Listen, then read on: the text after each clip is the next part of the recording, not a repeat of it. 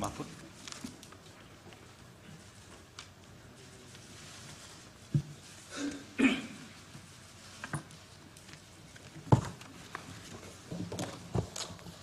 Assalamualaikum warahmatullahi wabarakatuh.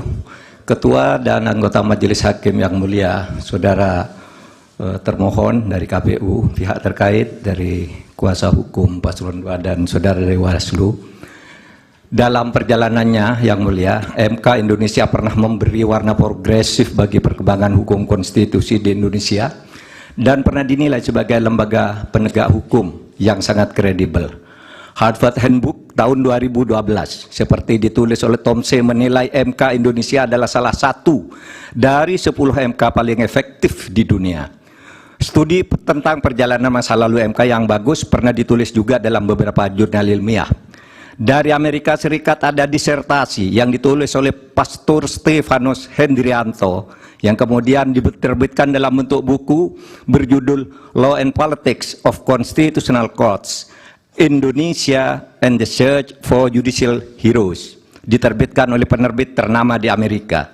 Dari IAIU Malaysia lahir disertasi karya Iwan Satriawan, Role of the Constitutional Court in Consolidating Democracy in Indonesia. Ada juga disertasinya Rifli Harun tentang hukum dan sengketa pemilu. Apresiasi terhadap MK Indonesia dalam keberaniannya membuat landmark decisions muncul dalam berbagai makalah forum ilmiah, jurnal akademik, dan berbagai media.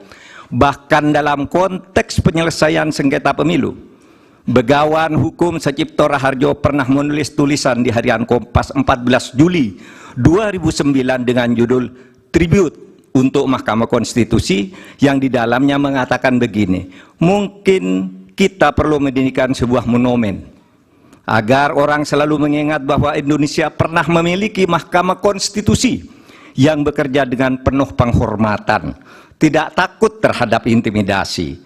Harian Media Indonesia 7 Juli 2009 menulis editorialnya dengan judul Hormat untuk Mahkamah Konstitusi yang alinea pertamanya dimulai dengan kalimat untung ada Mahkamah Konstitusi. Majelis Hakim yang mulia, salah satu kunci pernah banjirnya apresiasi terhadap MK adalah keberanian MK dalam membuat landmark decisions, keputusan monumental dengan berani menembus masuk ke relung keadilan substantif sebagai sukma hukum, bukan sekedar keadilan formal prosedural semata. Dalam hal pengujian undang-undang misalnya, teori OPL atau Open Legal Policy itu lahir atau sekurang-kurangnya secara resmi digunakan pertama kali oleh Mahkamah Konstitusi. Dalam hal pelaksanaan pemilu, MK memperkenalkan pelanggaran TSM yang kemudian diadopsi di dalam tata hukum kita. Mahaguru Hukum Tata Negara Profesor Yusril Iza Mahendra saat ikut menjadi ahli pada sengketa hasil pemilu 2014 dan bersaksi di MK pada tanggal 15 Juli mengatakan bahwa penilaian atas proses pemilu yang bukan hanya pada angka harus dilakukan oleh MK. Pandangan ini bukan pandangan lama, melainkan pandangan yang selalu baru, yang justru terus berkembang sampai sekarang, menjadikan MK hanya sekedar mahkamah kalkulator, menurut Pak Yusril, adalah justru merupakan pandangan lama yang sudah diperbarui sekarang. Di berbagai negara judicial activism banyak dilakukan oleh Mahkamah Konstitusi maupun Mahkamah Agung. Beberapa negara membatalkan hasil pemilu yang dilaksanakan secara curang dan melanggar prosedur seperti Australia, Ukraina, Bolivia, Kenya, Malawi, dan Thailand serta beberapa negara yang satu disebut ada Belarusia yang dinilai sebagai shame institution atau institusi pengadilan palsu karena selalu diintervensi oleh pemerintah. Akhirnya kami tahu sungguh berat bagi MK dalam sengketa hasil pemilu ini. Pastilah selalu ada yang datang kepada hakim yang mulia untuk mendorong agar permohonan ini ditolak. Dan pasti ada pula yang datang yang meminta agar MK mengabulkannya. Yang datang mendorong dan meminta itu tentu tidak harus orang atau institusi, melainkan bisikan hati nurani yang datang bergantian di dada para hakim, yaitu bisikan yang selalu terjadi antara ammaroh dan mutmainnah.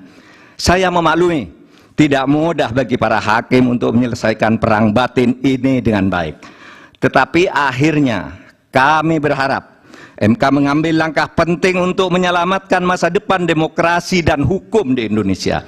Jangan sampai timbul persepsi bahkan kebiasaan bahwa pemilu hanya bisa dimenangkan oleh yang punya kekuasaan atau yang dekat dengan kekuasaan dan mempunyai uang berlimpah.